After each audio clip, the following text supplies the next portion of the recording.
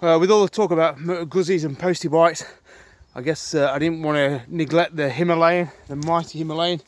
So just having a ride out on that today, just doing some green lanes around North Devon.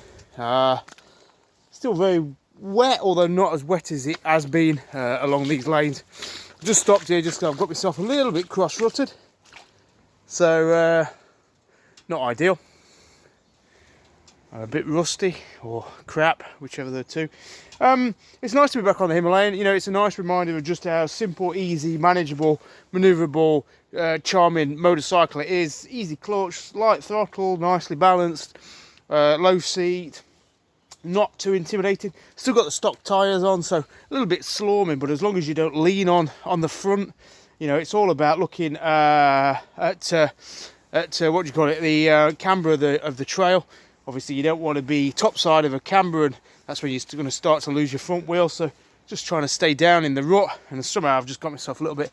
I went for the centre line and then got my back just stepped out. So I don't know what I'll do. Probably just reverse it back across. But yeah, you know, I think the Himalayan on these lanes, it's probably not as good as a CRF 250 down here, to be honest.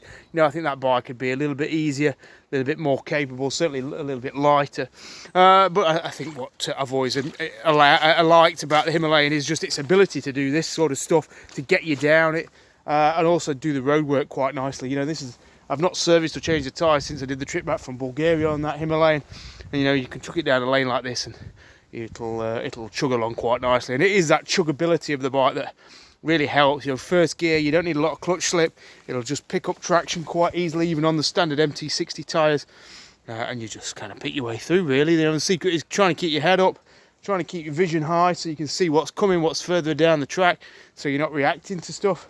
But still, you know, still goes wrong. You still get the wrong line, you still get in a rut, and you still have to find your way out of it. So I think the golden rule of trail riding, which I've already broken, is never ride alone.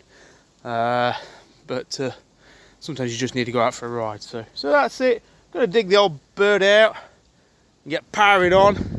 So that trail goes out. So we just topside of Barnstable, that goes out to the end. We've got a bit of a climb up, there's quite a deep ravine down the middle, so you've got to be careful not to slide down into that as you go up. Cross the road, and then there's a real gnarly bit of a climb to try. Whether I'll try that day, I'm not too sure. Depends how brave I'm feeling. So that's it. Himalayan Odysseys.